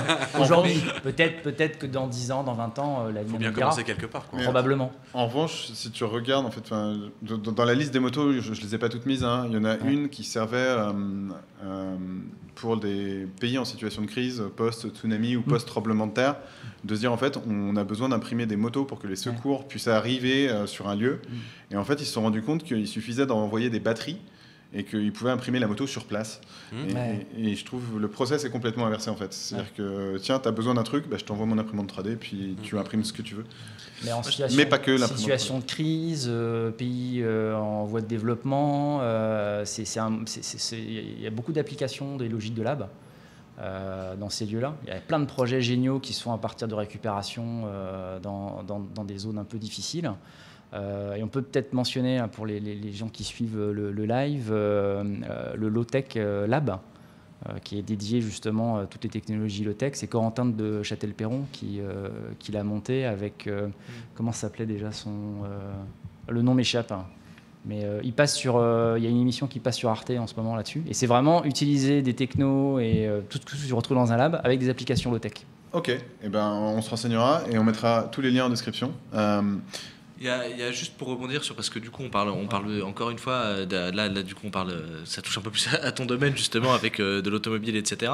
Je pense quelque chose qui découle d'un cas très particulier, par exemple justement l'impression 3D FDM qui est accessible à tous. Ça a mis la puce à l'oreille de certains grands groupes de BTP, et ils se sont dit tiens, et si on prenait une imprimante 3D et qu'elle faisait 40 mètres par 50, et si à la place de mettre du plastique on mettait du béton. Donc du coup, c'est marrant parce qu'on se trouvait vraiment dans un cas très particulier de FDM accessible à tous. Et puis du coup, au final, ça s'est appliqué juste en grand. Vraiment, c'est une copie d'une imprimante 3D en géant, en 10 mètres, qui vient déposer du béton. Du coup, on imprime en 3D des maisons maintenant. Et pour le coup, je pense que ça, c'est vraiment viable. C'est-à-dire vraiment, maintenant, on peut arriver avec un camion et en 24 heures, une maison est imprimée. Ça, c'est viable, ça va exister. Et surtout ça, j'en suis certain. En plus, elles sont plus écologiques parce qu'il y a pas l'isolation est bien meilleure. On peut faire des doubles parois avec de l'air entre les deux, etc. Ce qui n'est pas possible. Et pour des coûts infiniment réduits. Et en 24 heures. Et ça, c'est facile. Vous êtes les rois du spoil en fait. Le prochain article sur cette entreprise. Alors, ce n'est pas le prochain article, en revanche c'est la prochaine séquence. Je vous disais, moi quand je vois ce genre de moto, pour moi c'est l'univers du turfu en fait. C'est Akira, c'est ce genre de choses là. En fait, le design se rappelle un peu à ça. D'ailleurs. Ouais, je pense qu'ils l'ont fait d'ailleurs un peu pour ça, et aussi pour le coup mais aussi pour plus il y a de com autour, plus il y a de l'intérêt, plus il y a des financements, etc. Ça rend. Est-ce que j'ai parlé de capitalisme tout à l'heure? Non mais à la limite il n'y a pas de problème, ils jouent leurs cartes. Bien sûr, on peut pas leur en vouloir. Ça m'amène directement en fait à différentes questions que j'adorerais vous poser en fait. Vous êtes en train de me dire qu'il faut s'intéresser à ces technos, qu'il faut gratter derrière sous la surface, qu'il faut aller potasser des sites web, qu'il faut aller regarder de l'open source, qu'il faut aller regarder vos vidéos d'ailleurs, qu'il faut s'intéresser à ce que fait Renaud dans ses labs ou son entreprise dans un lab, passer une tête dans l'Innovation Lab de son école ou à côté de chez soi. Les Frais Paris par exemple? Les Frais Paris, oui, mais je suis sûr que des Fab Labs, il y en a un peu partout en France. N'hésitez pas à passer à Frais Paris. Moi j'ai deux questions pour chacun d'entre vous. La première c'est comment tu as fait pour en arriver là? Et la seconde, c'est quel conseil tu donnerais à un jeune pour qu'il gagne du temps en fait sur ce process. Alors toi, on sait comment tu as fait pour en arriver là. Tu as écrit au Père Noël pour une sauteuse, ça, il n'y a pas de problème. Mais avant d'avoir l'atelier, j'ai fait d'autres choses. Mais C'est la question du moment en fait. C'est assez ouf tout ce que vous dites. Il n'y a pas de problème, mais j'ai l'impression qu'il faut déjà un sacré degré pour avoir le pied à l'étrier pour arriver à jumper là-dedans. Si vous aviez un seul conseil à donner, par exemple, à un lycéen, ce serait quoi? Dire un sacré degré et tout, je suis très honoré par exemple de la présence de Michael, qu'on puisse échanger comme ça. C'est juste parce que du coup j'aurais pas la prétention de dire qu'on a ces bases là, etc. Mais en tout cas du coup ce qui est sympa c'est qu'on peut échanger autour de ça, et du coup faut pas avoir peur en fait. C'est à dire que pour le coup certes j'ai peut-être eu l'histoire de la scie sauteuse à 4 ans, mais derrière en fait j'ai essayé, j'ai tenté. C'est des nuits blanches, c'est des nuits blanches, etc. J'ai rencontré des personnes, etc. Et au final, au début, j'étais pas à fond là-dedans, etc. Puis finalement, en étant un peu plus grand et tout, ça a pris du temps. Hein, je suis plus très loin de la trentaine maintenant, que ça fait 3 ans qu'on a la chaîne et qu'on est à fond là-dedans. Donc c'est arrivé aussi à un moment donné. Parfois, il faut se laisser un peu porter, c'est bien. Et si on a envie de pousser plus loin, mais il faut y aller. Il y a une communauté de dingue, il y a des possibilités qui sont incroyables, tout est accessible, on peut tout faire et on peut commencer avec très peu. Je veux dire, maintenant, on le dit souvent avec Baptiste, puisque du coup, on fait aussi un peu de travail du bois et tout. Une perceuse Ryobi, par exemple, maintenant, ça coûte 70 euros. 69 €. Ouais. Donc maintenant, vous pouvez commencer à percer du bois en sans fil pour 70 €, ce qui était impensable il y a 10 ans. Donc faut le faire, faut se lancer, faut vraiment y aller. Ok, donc pas hésiter à se lancer, Ça, charbonner c'est mon retour d'expérience. et passer des nuits blanches, quoi. Ouais. Faut pas hésiter. Ce qui est quand même extraordinaire aujourd'hui, c'est que tu as toute la connaissance du monde qui est à ta portée. C'est ça. N'importe qui. Tu peux être autodidacte dans tout. Il n'y a pas un domaine dans lequel tu peux pas être C'est une autodidacte. question de volonté. Ouais. C'est Ok. ça. Donc il faut avoir envie, pas avoir peur, C'est ça. se lancer, quoi. Mais c'est bien de pouvoir trouver des lieux comme ici, par exemple, justement, ou alors là, si on a l'envie d'en faire des études, c'est incroyable. Parce que par exemple, je suis incapable de me lancer dans le code, etc. J'aurais beaucoup aimé qu'il y ait plus de code au collège, au lycée. Ça, je sais que si, pour le coup, c'est mon exemple à moi, mais je sais que c'est très bien les cours de musique, mais ça m'a été vraiment très peu utile. Alors que, mais il y en a qui adorent, il y en a qui en font une carrière de musicien. Hein.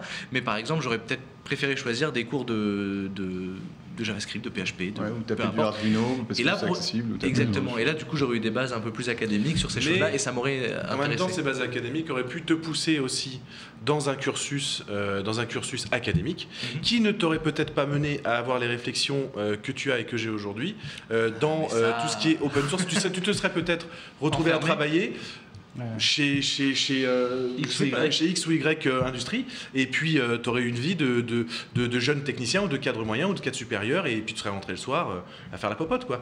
Ça Non, marche mais aussi, hein. ce qui est très Ça bien, marche c'est aussi. c'est génial aussi, il n'y a pas de jugement de valeur, c'est juste que par contre il faut pas avoir honte aussi du parcours qu'on veut emprunter. Simplement, quand on l'emprunte, il faut vraiment rentrer dedans à bras ouverts. Ok, se Ouais. donner à fond. Ah.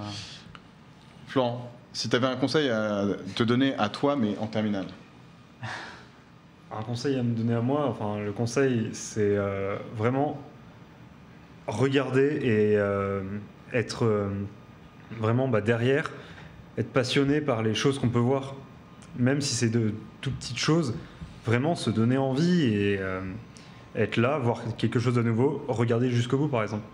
Ok, cool. Donc curiosité, Ouais. charbonner. Je rajouterais un moi, quand même parce qu'il y a un truc, j'ai des gamins donc j'aime pas donner des conseils, mais il faut avoir conscience qu'à cet âge-là, c'est là où tu as le plus de temps de cerveau Ok. disponible, tu as le moins de contraintes, tu as papa-maman qui sont là pour t'aider, donc c'est là où tu as le plus envie de chiller, de t'amuser avec les copains. Ouais. Si c'est ça qui t'intéresse, faut sortir les doigts du cul, faut foncer, faut bosser C'est vrai. et avaler tout ce que tu peux avaler. Tout ce que tu auras avalé à cet âge-là, ça te servira plus tard. Ok. Et si justement j'ai un petit truc, un truc qui est très simple, je sais que par exemple tous les amplificateurs Denon du marché, quand vous les connectez à votre réseau Wi-Fi, sont ouverts. Si vous ouvrez votre navigateur internet, vous rentrez une seule ligne de commande, vous pouvez éteindre et allumer votre amplificateur. Si ça vous fait vibrer, Si et t'as c'est pas aussi une simple, et c'est aussi simple que taper une adresse Une web adresse dans votre IP. navigateur, sur votre sur téléphone, Chrome. vous pouvez changer de chaîne sur votre amplificateur, etc. Si ça vous trouvez ça génial, si ça vous fait vibrer, C'est un bon indicateur. alors là c'est un bon indicateur quand même. C'est Et aussi un bon et c'est super indicateur du simple. fait que l'IoT n'a aucune, que la cybersécurité en France c'est l'horreur. Hein. Mais ça c'est autre chose. Alors, ça me ramène au premier épisode de Le Hub où on parlait de cybersécurité, de système ouvert et de Est-ce que j'ai système un passoire. amplificateur Denon? Mais Oui. ok, donc charbonner, curiosité, profiter du fait d'avoir du temps. S'imposer des valeurs aussi. Oui. On a quand même quelques questions beaucoup plus directes à vous poser. Moi, la première, c'est est-ce que le groupe Renault déjà recrute est-ce qu'il recrute des talents du numérique et est-ce que le fait d'avoir navigué dans un lab avant d'arriver chez Renault est en fait une valeur ajoutée sur un profil? Alors, de plus en plus, ce qui va être recherché dans un groupe comme Renault, ça va être des gens qui ont des compétences techniques numériques fortes. Donc tout ce qui va être touché au data science, électronique de commande, software.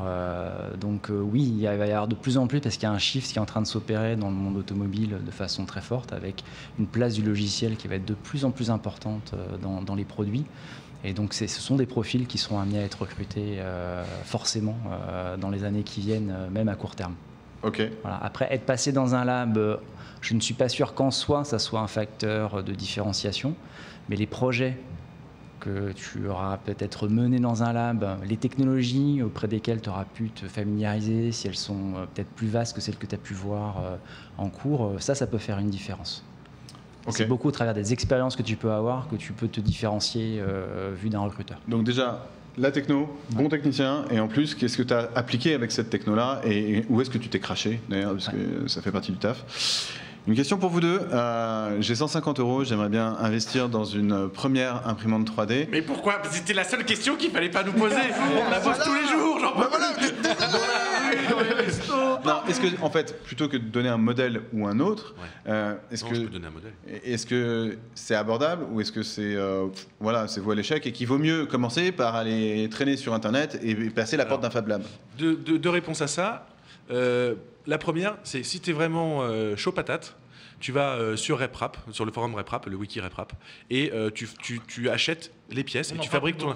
Mais oui, mais c'est pour ça. C'est eux les créateurs. Enfin, tu vas. Ils ont mis à disposition les premières imprimantes. Quand on a open source, commencé, on pouvait pas acheter une imprimante 3D, il fallait se la fabriquer. Et c'était RepRap, le wiki RepRap. C'était la Mendel de Prusa. Ouais. Et du coup, tu vas sur le wiki RepRap, et pour moins que ça, tu vas pouvoir fabriquer ton imprimante 3D en commandant des pièces, pas forcément d'ailleurs en import chinois, tu peux les avoir déjà sur le sol français. Il y a des boutiques d'électronique dans plein de. Voilà, on n'est pas obligé de faire tout par Internet non plus. Donc ça, c'est si tu es vraiment très chaud. Et là, pour le coup, faut que tu sois motivé avec les valeurs qu'on a essayé de véhiculer là, cet après-midi, parce que tu vas beaucoup te planter. Tu vas passer beaucoup de nuits blanches, mais par contre, il faut que tu sois motivé. Exactement ce qu'on vient de dire là. Deuxième chose, si tu n'as pas le budget, il y a 2 imprimantes. Tu voulais en donner une? Bah là, dernièrement, on a essayé quand même. Elle marche bien.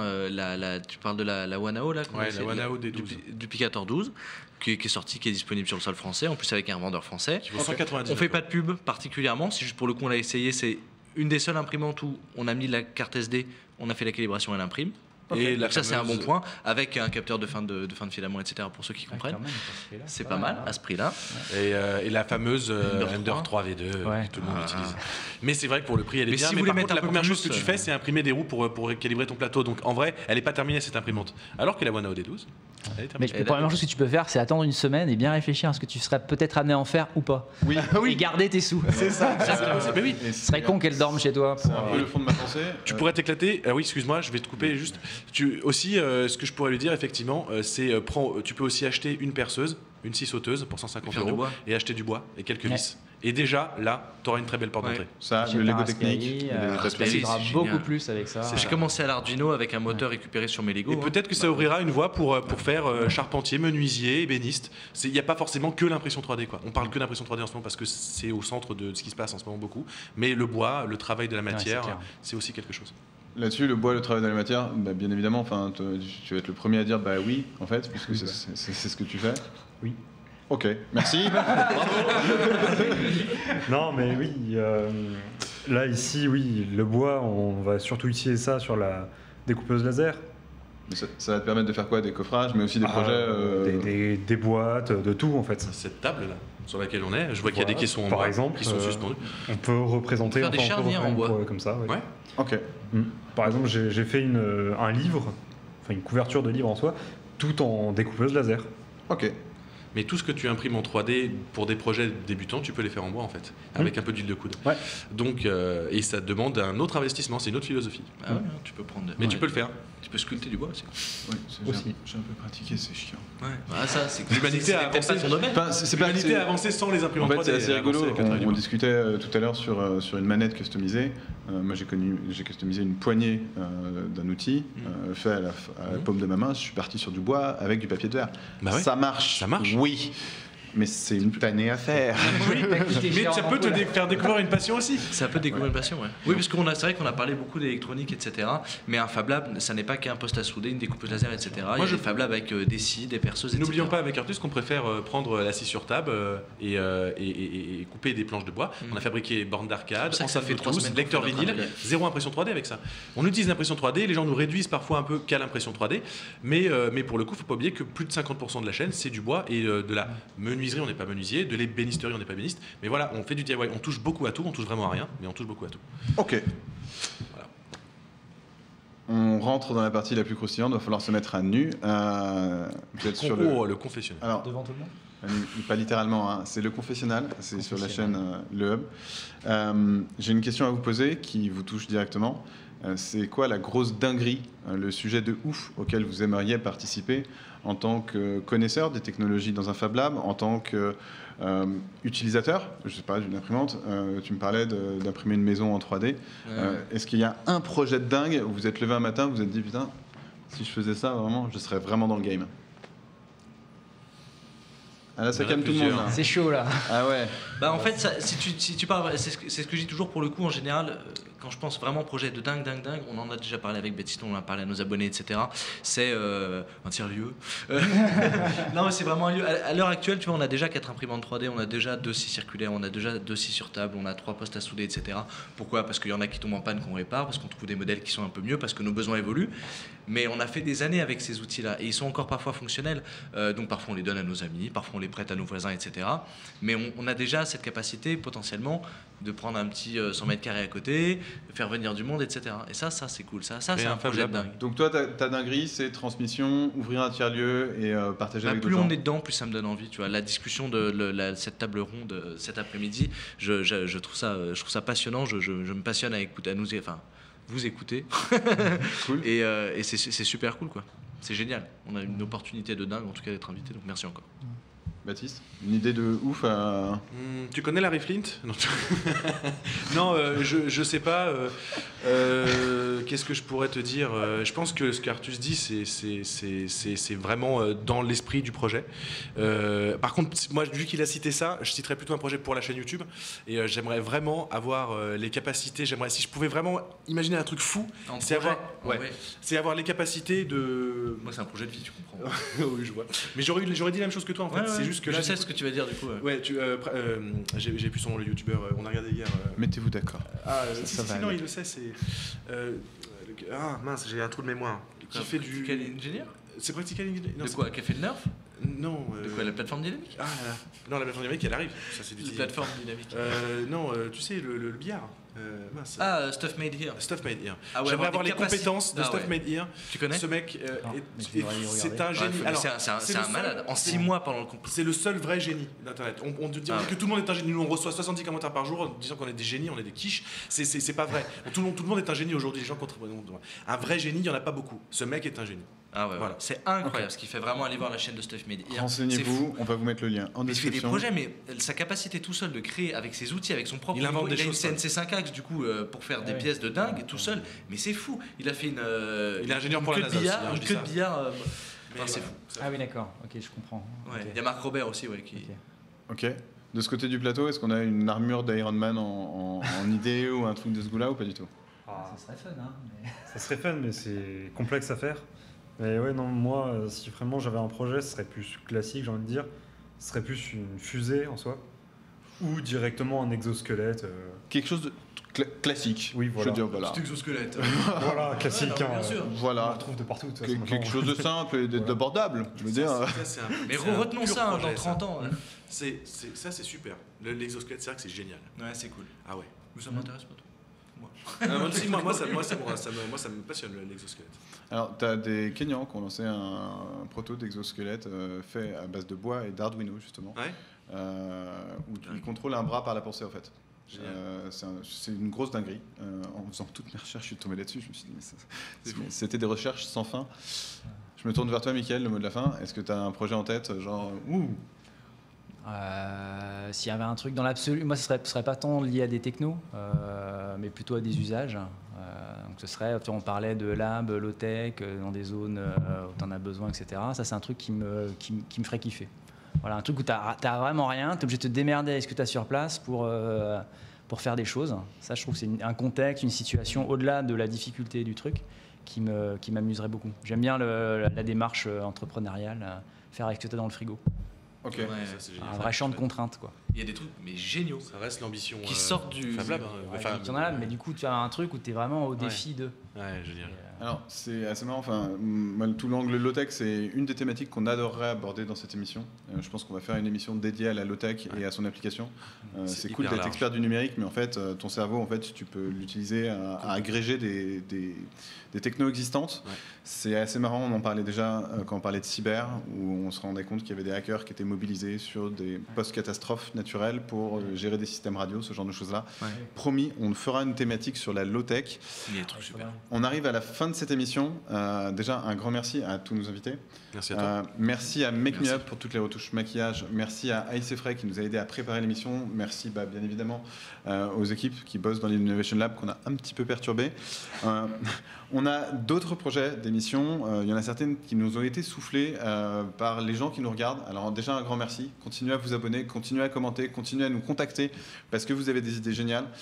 Parmi les 2 sujets qu'on a en tête, il y a la stratégie digitale, les réseaux sociaux, quand les algos vont dicter nos pas. C'est un sujet de ouf, en fait, ça va être génial à traiter. Et le deuxième, c'était intelligence artificielle, Homo sapiens vs silicium, qui gagne. Donc on a des tas d'émissions qui vont tomber, des tas de sujets complètement fous. N'hésitez pas à vous abonner pour être sûr de recevoir nos émissions quand elles sont publiées. Encore une fois, un grand merci à toutes et à tous. Merci de nous avoir suivis. Et écoutez, je vous souhaite une excellente fin de journée, en tout cas. Merci Bonne journée à toi. Ciao. Et à tous ceux qui nous regardent.